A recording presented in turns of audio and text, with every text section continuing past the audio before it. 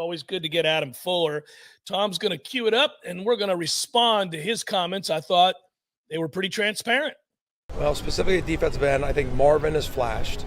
He's what I was hoping he would be. He's really athletic. He's physical at the point. He's got the physical traits. He likes football. We're seeing a lot of the things show up with him that I was hoping I would see. Tamawa, we've moving him inside, outside. I think he probably played 50-50 snaps at defensive end and defensive tackle. So his versatility, I think, I'm trying not to rush and make decisions on what his role is going to be. I know he's going to help us, and he's going to be a really good player because he's got natural shed off block ability. He gets off the ball really well. He's got a lot of tools. It's just about getting the reps with him, and that the role will follow here at one point. Nusi, I think we've seen some flashes. I think what we're doing right now with him, especially pass rush, is seeing things that he's really good at and trying to get him to be that more consistently, have a little bit more of a plan. We know what we're going to get in the run game. We got to continue to hone in on some little things with him. I think Jaden Jones is somebody that was here, but he's flashing. He gets off blocks. He chases. He's healthy. He's long. He's playing with good physicality. That group, I'm happy with the direction they're headed. It's fascinating. For him to bring up Jaden Jones is a real good sign. I think that they're probably pretty excited about the growth that he's shown now that he's healthy. Lolohea, it's fascinating. They feel like he's going to be very good against the run, has to get better as a pass rusher.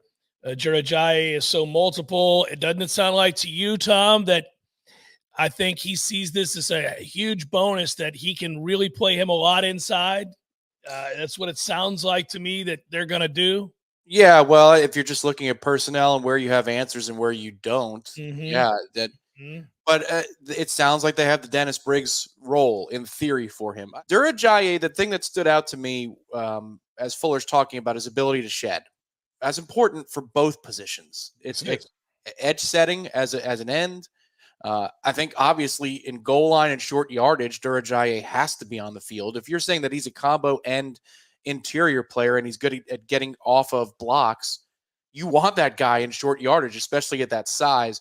And the Lolohea stuff is nothing new. He said it himself, Sione did, when he got here. Yeah. He came to Florida State to become a better pass rusher. He knows he's good against the run. So all of those things are fascinating to me. It does sound, however, like if you were trying to put together a two deep, it sounds like Marvin Jones Jr. would be starting right now opposite Peyton, and then Lolohea would be the one coming off of the bench because Marvin Jones Jr. sounds, at least in that comment, to be a little bit more complete at the position where they're trying to refine some things with Lolohea and some other guys. He's the one guy I didn't talk about that he spoke of, and it was the first person he spoke of, and talked about the fact that Marvin flashed, but he also said something that caught my ear that I thought was interesting, and it's that he loves football. He likes football, right?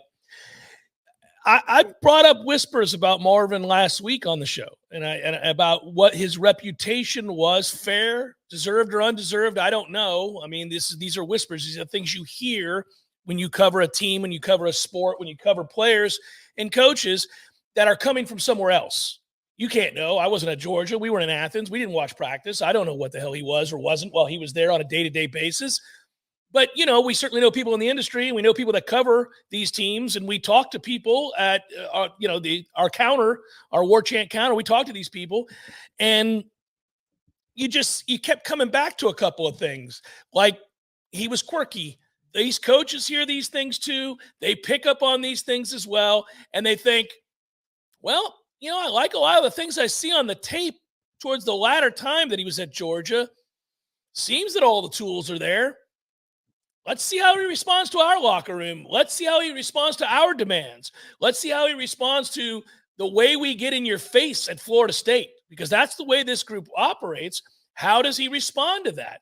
Well, when he says that he's flashed and that he likes football, it tells me that he's responded exactly as he'd hoped he would, and that these concerns can be laid to rest, which is a really positive thing for me to note here just by that one little comment. Sometimes coaches just say things seemingly offhandedly that lets you know they open the door to an inside. Really athletic, he's physical at the point, he's got the physical traits, he likes football.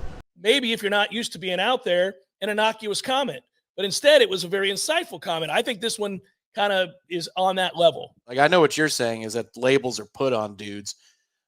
Certainly the last 3 or 4 really good defensive ends that Florida State's had, Jared Verse, Patrick Payton still on the roster, Jermaine Johnson. Yeah, they weren't quiet. They were not quiet dudes. And they're usually not.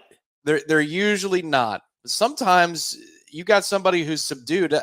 That's even more worrisome to me. And I don't mean in a as far as people you don't want to fight, yes. Right. The quiet guy is sometimes the one that you don't want to mess with. And the thing that I took from it was that I like confirmation of what I see when I go out to practice, and especially now that since it's a smaller sample size for me, when I hear Adam Fuller use the word refined for Marvin Jones Jr., precisely something that in the one day I thought, wow, you see him in warmups and stretches, and you're like, that's a large dude. Then he gets into one-on-ones and combo drills and all those situations, and you see some of the moves he has at his disposal and the smooth nature with which he executes those moves, and he uses his athletic profile. Like, this is not somebody who has a ton of potential, who's not realizing their potential, or doesn't know what it is to scratch up at that level beyond the surface.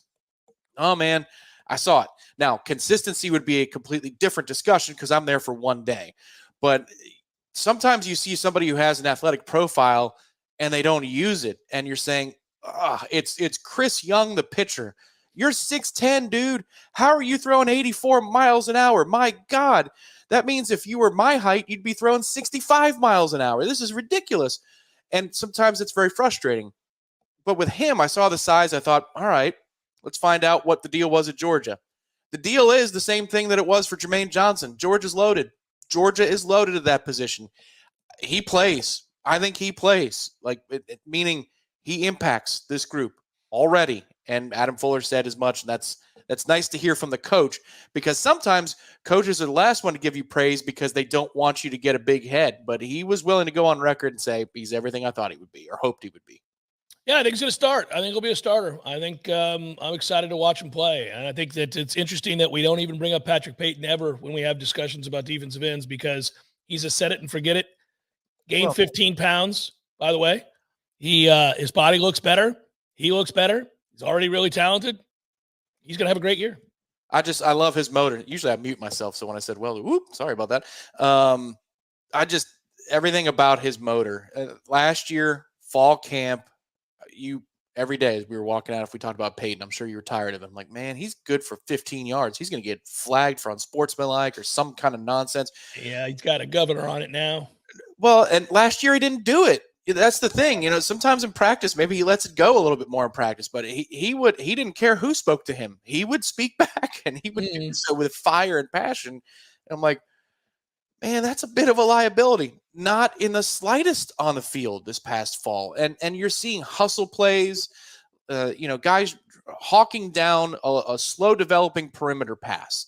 Braden Fisk was always there. Patrick Payton was always there, reading plays. I saw it again in practice last week. It's a play I bring up a lot, but Jalen Lucas has an explosive play.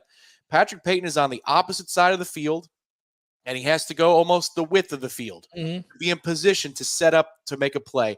And he's there to help guys rally to the football. He wasn't helped. Nobody else was there.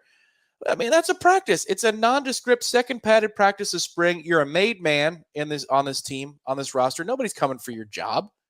And he's still got that motor. I'm thoroughly impressed with him. And I think people are going to love his tape next year at the professional scouting level. And they're going to talk about his football IQ and pursuit.